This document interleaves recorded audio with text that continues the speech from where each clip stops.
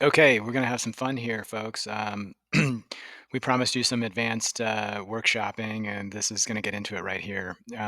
What we're gonna cover today is integrating ChatGPT with Google Suite. So we're gonna look at Gmail, we're gonna look at documents, we're going to look at Excel, and we're gonna have some fun beyond that with some other bonus content as well. So these are gonna come out in sections. So we'll be doing one section here to start with Gmail, and then the next section we'll move into is documents, and then spreadsheets, and then some extra fun stuff after that. So let's get right to it. We're gonna use ChatGPT to help us write an email, and instead of putting it into an email, instead of putting it into the Gmail doc right away, we're gonna just use a document here to represent. Um, Gmail on the right, because we'll do some editing, which is easier to do potentially in a document prior to putting it right into Gmail itself. So we've talked a lot about prompt engineering and the value of having concise prompts. And so we're going to start out by asking ChatGPT to do something for us here. So I need ChatGPT to generate an email to a potential investor in my friend's new company, Zolastics. And for writing an email, I found that if you have the advanced level GPT, the 4.0 is pretty good. There's a whole variety of models that you can choose from. Uh, and we'll use O1 later, but for now, we're going to start with GPT 4.0. I think it does a good job with linguistics-based stuff and sort of general all-purpose questions. So we're going to get started with this email by kind of telling the GPT, getting it oriented a little bit with what we're doing. So we're going to start by saying, please generate an email to a potential investor in my friend's new company, Zolastics. So between you and me, Zolastics is a completely made up company, but we want to give the GPT some information and details. So let's say, here's what you need to know about the company. Okay. Let's start by saying that. Um, let's start by saying that the company has created an alien translation software that takes in satellite data from space and translates it into English in seconds. Well, that's pretty nifty. Okay. And then let's also say that they're seeking $5 million for further research and development and to pursue business partnerships. And so we'll give it one more uh, detail here, and we'll say the email should include some interesting use cases and hype about how alien translation is a key to our future on Earth. Okay, let's give that a go. So you can either hit return or you can hit the up arrow to put that prompt in place, and let's see what it comes up with, and then we'll make some modifications as we go. So it's going to think. It's going to put out some subject lines for us to A/B test. And it's doing that because I actually have already programmed into my settings that whenever I'm writing an email that I want it to give me A/B testing options. So let's see what it gave us here. Unlocking the cosmos. Invest in Zolastics alien translation technology. Number two is Zolastics, bridging the gap between Earth and the unknown. That's pretty cool. And then the third is decode the universe. Oh, that's also cool. Join us in revolutionizing alien communication. And then what it's done is it's given me an email, the body of the email. What if we told you that the key to understanding extraterrestrial intelligence is already within our reach? Zolastics has developed groundbreaking alien translation software that takes satellite data from space and converts it into English in seconds. A first of its kind advancement in deep space communication. Yes. Zolastics is on a mission to decode the language of the cosmos, and we are seeking $5 million in funding to accelerate R&D and forge key business partnerships. With your support, we can push the boundaries of human knowledge and unlock new possibilities, including scientific discovery. Analyzing interstellar signals for structured linguistic patterns could confirm intelligent life beyond Earth. Government and defense. Advanced translation could support national security interests in space monitoring and extraterrestrial signal interpretation. Space exploration, partnering with agencies like NASA and private space firms to enhance real-time space communication. And lastly, commercial applications, AI-driven language processing could be adapted for future interplanetary travel and diplomacy. So it's giving us these use cases because I asked it to. Remember up in the prompt, we said the email should include some interesting use cases and hype. And I think it did a pretty good job of creating those use cases and hype. I didn't suggest any of these, but seem to me to be all pretty logical fits. And if I were running this company, I'd be certainly thinking about these areas as use cases as well. So that was a good use of the prompt there. The future of Earth is tied to our ability to understand what lies beyond. This is a rare opportunity to invest in a category defining technology that could reshape the way we perceive our place in the universe. I'd love to discuss how you can be part of this pioneering journey. Are you available for a call this week? So, looking forward to connecting. And so, what I can do is I could literally, I like the copy paste, like the drag and copy paste um, a little bit better. So, I'm going to go ahead and just use the keystrokes to copy this. And I'm going to put this over here in our document as a little placeholder here. So, I can just paste that in there and boom. We've got our email starting to shape up on the document side, and I could go ahead and make some edits and things like that. If I did make any edits here, and I wanted to reprompt the GPT, I would actually copy this whole thing with my edits and put it in the next chat window and say, here's what I have so far. And then I'd literally just paste this entire thing. And then I might ask the question, can you help me refine the second paragraph or something like that? But for now, what we're going to do is I don't want to change anything at the moment. But what I am going to ask it to do is I forgot originally, I didn't really, but like, let's pretend I forgot that I wanted a competitive landscape analysis. So I'm going to say, can you also include some competitive landscape analysis? Use reputable online resources as to do your research. Resources, we don't need the as there. To do your research. So I like using this phrase, use reputable online resources. You might just want to remember that or put that somewhere in your memory, write it down somewhere because it doesn't always work, but it's better than nothing. And it kind of reminds it that like, oh yeah, I do have the ability to go online and check things out. So I'll do that since you asked me to. Um, so let's pop that in there. And then, oh, this is kind of neat. We actually got it to do a test on us. So this happens every once in a while. This is not a standard feature that you're seeing here. This is something that only pops up every once in a while, where it's actually going to give us two generated responses um, to see which one we like better. And it's literally just testing its own model out, and we are the guinea pigs. We're asking it to do work, but it's actually asking us to do work in return. So this may or may not work quickly, and it's kind of weird that it's happening during my demo. Let me make this full screen because we might need all the space we can get for these answers.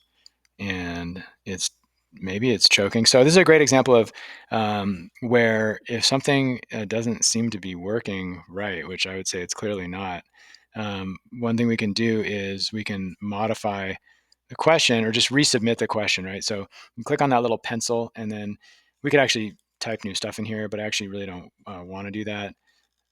What I'd rather do is just keep the same question because we got kind of a goofy answer that time. So let's go ahead and resubmit this question, and it should do it for us without any the double barrel action that we just saw that didn't really work very well. So now it's going to rewrite it again, and it's probably for the most part going to keep everything the same except we asked it to add a competitive landscape analysis, and sure enough, it did do that.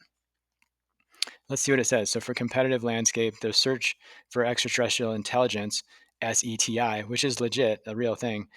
How do I know that? I don't know, but I just remember seeing that somewhere.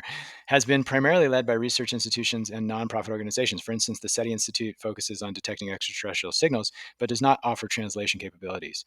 Similarly, the Berkeley SETI Research Center conducts experiments to identify signals from intelligent extraterrestrial civilizations without providing translation services. In contrast, Zolastics stands out not only detecting not only detecting but also translating these signals in real time, positioning itself uniquely in the market. Boom. There we go. This is a completely made up thing, and it's already like it totally understands what we're trying to do here. So in this case, you can also use this copy button down here, which I'll do this time. I tend to not really like the output that it gives because it'll do some funny things it'll do some funny things with formatting sometimes. Let's just see what happens when we do this. I'll just select all and just paste that in there and see if it did it right. Looks like it did actually. Okay, so cool. I'm liking it. We got our subject line. I think I liked one of the other subject lines better. So when I actually went to put this into my email, I might choose one of the other subject lines. But yeah, that's looking pretty. That's looking pretty tight. Let's do a little something here and go go back. Go back here and let's do something else. Let's decide that we need to change the tone of this email. So what I want to do is I need this to take a much more professional tone. Okay, let's see what happens when we do that. And I won't read the whole thing. Let's just read the opening paragraph to see if it changed the tone. So it said, "Dear investor." I don't know if it had "dear." Yeah, it was "dear" before. Okay. I hope this message finds you well. I'm reaching out to introduce Zolastics, a pioneering company developing alien translation software. It's just almost laughable reading that. That processes satellite data from space and translates it into English in real time. This proprietary technology represents a significant advancement in interstellar signal interpretation, offering applications across multiple sectors, including scientific research, national security, and commercial space exploration. There's some section market landscape and differentiation. Next step. So it's trying to organize it in a little bit more of a professional way. And the next thing we're going to do is we're going to say, we're going to talk about the reading level. So I like to do this. It's really important, I think, to know your audience and then to give your audience the kind of language that they can easily understand. So I said, let's be sure that the reading level is appropriate for a seasoned investor with a doctorate level degree in aerospace engineering. And let's see what it does with that. Subject: strategic investment opportunity, advancing extraterrestrial signal translation. I hope you're doing well. I'm reaching out to introduce Elastics, an emerging leader in extraterrestrial communication. The intros are probably going to be about the same, but when you get into the meat of it, we might see some differences. Funding will facilitate advancements in pattern recognition, signal decryption, and linguistic modeling. That might be a new thing that it added there. And the definitely the language is multi-sector integration, national security, deep space communication, interstellar diplomacy. It's getting out there. Astrophysics, planetary science, and aerospace engineering. Yeah, we're getting really technical now. Technological spillover effects. I'm loving this. Cool. So we could copy that in one of the ways that we showed. By the way, you can always thumbs up or thumbs down a response. This is just part of its learning. You can even have it read it aloud, which might be interesting when we get our final result. Maybe we'll do that. I wanted to ask also that we have a very clear call to action. So you can see how we're just modifying this as we go. I need to make sure that the call to action is as compelling as it can possibly be. Let's see what it does with that. Hope you're doing well, reaching out, blah, blah, blah. Coherent English within seconds, breakthrough profound implications for astrophysics. So it's chugging along here. We're making it really think. Investment opportunity, market position. But it's pretty, I mean, I would say that even though we're kind of like watching it unfold in real time here, it's pretty remarkable how quickly this thing can work. And if you had a coworker or, someone that you worked with as an assistant or something who was typing up your emails, this can save a lot of time for sure. And I even like it just for the simple like spell checker. I know that the spell checkers are pretty good these days online with Google and when you're typing an email. But even just putting it in for just polish and like sentence structure and stuff can be super, super helpful. The case for immediate action. So maybe this is where it's saying the call to action is like really more emphasized. Search for extraterrestrial intelligence is no longer speculative. It's an active scientific and technological frontier. The entity that cracks extraterrestrial translation first will set the global standard for non-terrestrial communication. So it's really folding in urgency now. Call for immediate action. This is all about urgency. And if you want that tone, you can definitely go with it. But it comes at the end of the email. And I learned something a few years ago about putting don't bury what you want the person to take out of this in like the PS or the PPS, like well below the bottom of the page. So put it up front. And so let's just see what happens if we say, can you redraft the email so that the main reason for communication is explained clearly and succinctly in the first two sentences, as well as the call to action. Let's see what happens with that. Now it's ripping it out. Okay, let's see what the first two sentences. Elastic. Okay, boom. So we're saying right there, $5 million ask. That's coming up right at the beginning now. So the investor just gets that information right off the cuff. Zolastics is seeking $5 million in funding to advance its AI-driven extraterrestrial translation technology. I mean, if you had any interest in that and had money, like you already know what we're talking about and you're already into it. The company converts satellite data into structured English within seconds. I'd like to schedule a time this week to discuss how you can participate in this groundbreaking opportunity. Boom.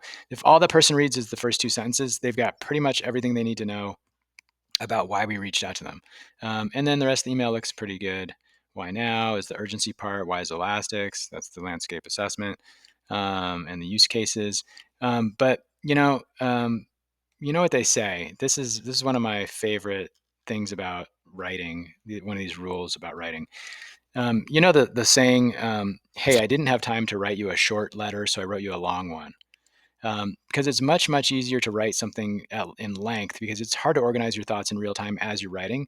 Unless you like go back through it and really work to cut down words and sentences and reorganize things, writing a shorter email is much harder and time consuming than writing a long email. And so in this case, we have a pretty long email here, but most people don't have this attention span. So I'm going to say, let's condense this down to a shorter version and let's see what happens.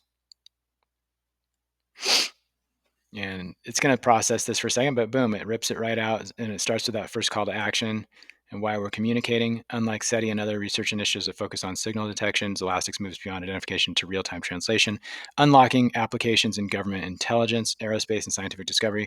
The first to achieve this will set the standard, blah, blah, blah. So we got that down to 2 paragraphs. So it just basically took, what started as a full page. You can see on the right hand side of the screen, our document is a full page of text. And right now we've got it cut down to, let's copy and just like really quickly just smash this over here. Boom. That's like less than a half a page. That's crazy. And I think we still got the main themes across. And I'm going to skip, because it already gave us A/B testing on the subject line, I'm going to skip that, but I did have another prompt for it to give us more options for phrasing that might help with the open rate. Well, you know what, because when you're typing emails, it doesn't matter if nothing matters. Nothing that we just spent all this hard work and time on matters if they don't open the email. So the subject line is what gets people to open the email. So let's go ahead and take a look. Can you give me a couple more phrasing options for the subject line that might help my open rate? Let's see.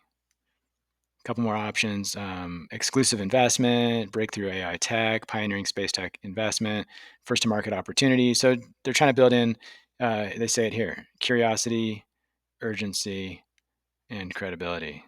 So they're trying to build that into, and I'd say they did a pretty good job with those. The next frontier, boom, boom, boom. So, and then very last, now let's get really wild here. Let's just say, as if we weren't like already going kind of crazy with this topic. Let's say now we've got the email, we can send that to potential investors. But now I'd like you to draft me a version that would be suitable for a text message with a slightly more familiar tone because the potential investor is my cousin. Okay, let's see what they come up with for this. Hey, cousin. Hope you're doing well. Wanted to run something exciting by you. There's a new company, Elastics, that's built an AI-powered extraterrestrial translation tool. It takes satellite data and translates potential alien signals into English in real time. They're raising 5 mil to push the tech forward, and I think it could be a game changer. Would love to chat and get your thoughts. Got time for a quick call this week? Boom. I mean, I think that's pretty good for a text. And we're going to leave it at that because this is pretty amazing. And we're going to put that over here in our document so that we can grab that text for later. And let's just see what happens if we do the read aloud here. Hope you're doing well. Wanted to run something exciting by you. There's a new company, Zolastics, that's built an AI-powered extraterrestrial translation tool. It takes satellite data and translates potential alien signals into English in real time. They're raising $5 million to push the tech forward, and I think it could be a game changer. Would love to chat and get your thoughts. Got time this week for a quick call? Dude, gotta love the inflection, like the little laugh after they cover. There's a new company's Elastics, and it kind of went ha ha ha. Give like a little Beavis and Butthead kind of a laugh. That was pretty funny. But anyway, they tried to read it with some inflection. That's pretty cool. Yeah, I think it sounds good. I think I'm happy with this, and I think Elastics might be seeing a check for $5 million sometime soon. So hope you enjoyed this. We can of course then take all the information we have on the right side of the screen and just drop that straight into our Gmail application. And there you go. You have your email with A/B tested headlines and calls to action and all kinds of cool stuff. And we will sign out from this one, but be sure to catch the next video, which is we're going to go through some more stuff for Google Docs and doing some cool things there. All right. See you in a minute.